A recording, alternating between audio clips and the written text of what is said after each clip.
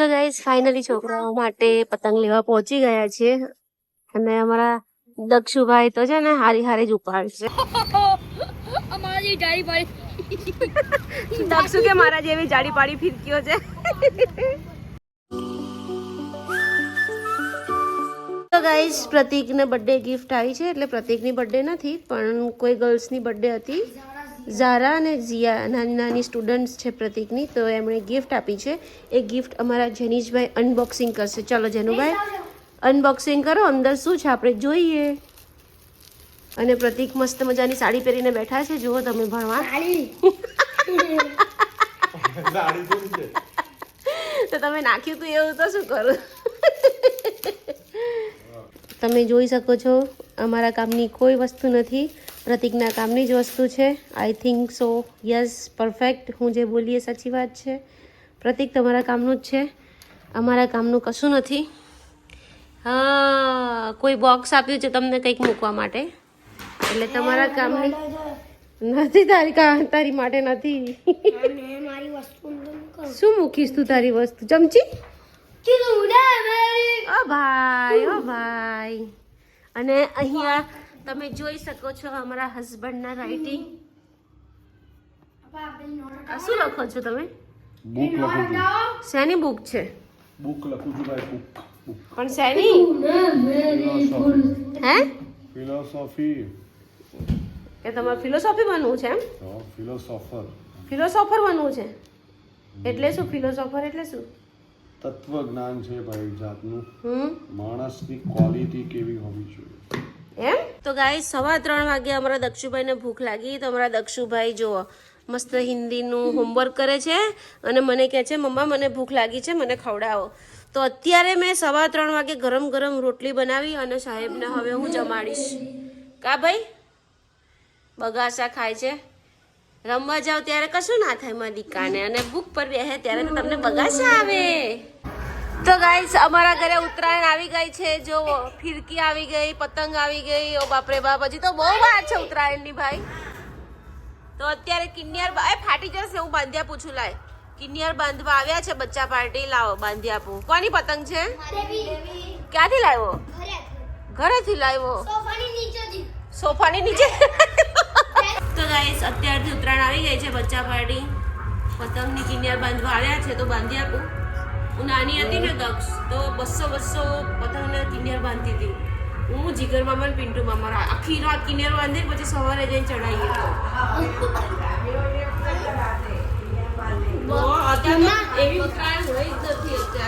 તો guys finally મેં કિન્નર બાંધી દીધું છે. હવે છોકરાઓ ચગાવવા જાય છે પતંગ. ગાર્ડનમાં ચગાવવા જાય છે. બોલો, ગાર્ડનમાં. ગાઈસ મસ્ત વાસણ ઘસાઈ ગયા છે, ઢગલો.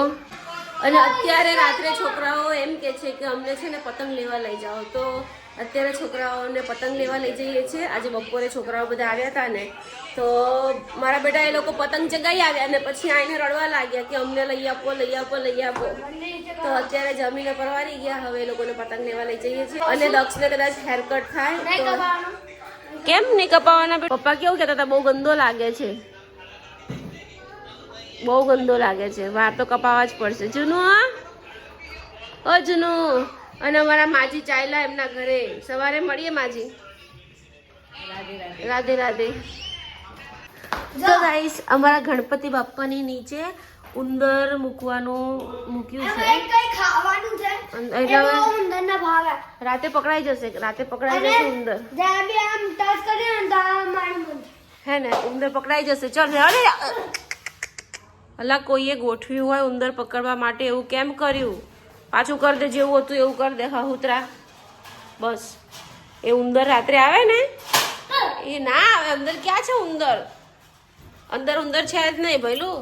હા પણ એ ડરે છે અત્યારે, એમ કહું છું. ગાઈસ હવે છોકરાઓને હેર કટિંગ કરાવી આવીએ અને એ લોકો માટે પતંગ લઈ આવીએ. અને અમારા માજી જાય છે ઘરે. બાય બાય, સવારે મળીએ. Bye bye. ચાલો. અને આ લોકો જો, આ લોકો ઓય માં ગાડી પાછળ ધમાલ કરે છે. જોતો જોતો આ લોકો કેવું કરે છે. તો ગાઈસ અમારા જેનુભાઈ ગોઠવાઈ ગયા છે આગળ, અને જો કેવી મસ્તી કરે છે. બોલ શું છે તારે? હેર કટ કરાવી લે બેટો. ના કરાવવું પડશે, હેર કટ તો કરાવવું જ પડશે. નહીં ચાલે. Bye bye. માજી જાય છે ઘરે. તો ગાઈસ ફાઇનલી છોકરાઓ માટે પતંગ લેવા પહોંચી ગયા છીએ અને અમારા દક્ષુભાઈ તો છે ને હારી હારી જ ઉપાડશે. ઓ ભાઈ, ઓ ભાઈ, પ્લાસ્ટિક નહીં લેવાની, ચરકાટિયા લે, આવા નહીં લે, ફાટી જશે આ જલ્દી. ચરકાટિયા જલ્દી નહીં ફાટે, આ બહુ જલ્દી ફાટી જશે. હા, આજે પેલો લઈને આવ્યો હતો ને તારો ફ્રેન્ડ, પણ ચગે નહીં ને બરાબર. એ ચગે જ ને, કેમ ના ચગે? હે ને, ચરકાટિયા ચગે નહીં પ્રતિક? ગાઈસ જો કેટલી મસ્ત પતંગ છે. અમારી જાડી પાડી. દક્ષુ કે મારા જેવી જાડી પાડી ફિરકીઓ છે.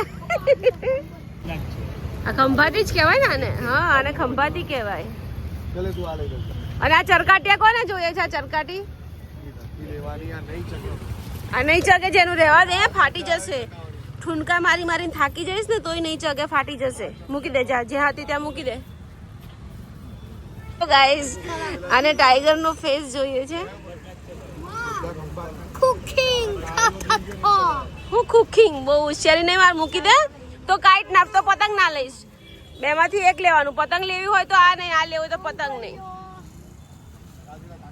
ગાઈઝ પ્રતિક છે ને પતંગો જોઈ જોઈને થાકતા નથી, એટલે ભાઈ અહીંયા સુઈ ગયા. ઉઠી ગયો ગાંડો. હા લા, જલ્દી કર, મોડું થાય છે યાર. આ લોકો થાકતા જ નથી આ છોકરાઓ, બોલો. ગમે એમ પતંગો કાઢી કાઢીને વિચારો બદલ્યા કરે છે. અને એના પપ્પા બી વિચાર બદલે છે. હું થાકી ગઈ યાર, ભૂલ કરી એના પપ્પાને લઈને આવવાની. એના પપ્પાને આવું નહોતું પણ હું પરણે લાવી, બોલો. લાવીને ભૂલ કરી. અને મારા જેનુભાઈ હજી ફિરકી જ સિલેક્ટ કરે છે. તો ગાઈસ આ નાની પતંગ એન્ડ ફિરકી મારા લડ્ડુ ગોપાલ માટે મેં લીધી છે. ઉત્તરાયણ પર મારા લડ્ડુ ગોપાલને મસ્ત મજાની પતંગ ચગાવડાવીશ. અને અહીંયા કમ્પ્લીટ થઈ ગયું છે. 2 પતંગ ને 2 ફિરકા લેવાઈ ગયા છે. સુરતી માંજો વાતતા આવડી ગયું તને? અરે વાહ. તો ગાઈસ હવે એને જોઈએ છે પટ્ટી, આંગળી ન કપાય ને એ પટ્ટી જોઈએ છે, એની માટે જીદ કરી રહ્યો છે. ચાલ ને ભાઈ, હવે ઉતાવળ કર, બહુ મોડું થયું. ખરેખર યાર, આ માણસને લવાય નહીં. બધું મૂકી દીધું ડેકીમાં, તો બધું મુકાઈ ગયું ડેકીમાં. મારા લડ્ડુ ગોપાલનું મેં રાખી લીધું. તો ગાઈસ છોકરાઓના હેર કટિંગ માટે આવ્યા છે, પણ હેર કટિંગમાં છે ને ગર્દી છે, એટલે છોકરાઓ પૂછવા ગયા છે. તો ગાઈસ હવે ફિરકી પતંગ ડેકીમાંથી કાઢી રહ્યા છીએ અને હવે ઘરે જઈને સુઈ જઈશું. તો ગાઈસ અમારો જેનિસ છે ને બહુ હોશિયારી મારતો હતો. જો અત્યારે બી એનો ફેસ તો હોશિયારી મારવા વાળો જ છે. પેલા દરવાજામાં બચી ગયો. આ તો પકડ ને, તું મને શું આપે છે? પકડ, જાતે પકડ. હું તો ઉભા રહ્યો, લીપ ઉભી રાખજો, આવે છે એવું યાર. તો પણ એવું તું એવા નાટક શું કામ કરે છે કે તારે કંઈક કરવું પડે બેટો? રહેવા દે, હજી બી પાછો લાત મારતો આવે છે. તો ગાઈસ ઘરે આવ્યા ને એટલે ભાઈએ છે ને જુઓ બધું કાઢી નાખ્યું, કવર બવર બધું. શું તો પાકી છે એટલે કહું, આંગળા ન કપાય, ધ્યાન રાખજો, ધ્યાનથી ચડાવજો. બેન્ડેડ છે તારી પાસે?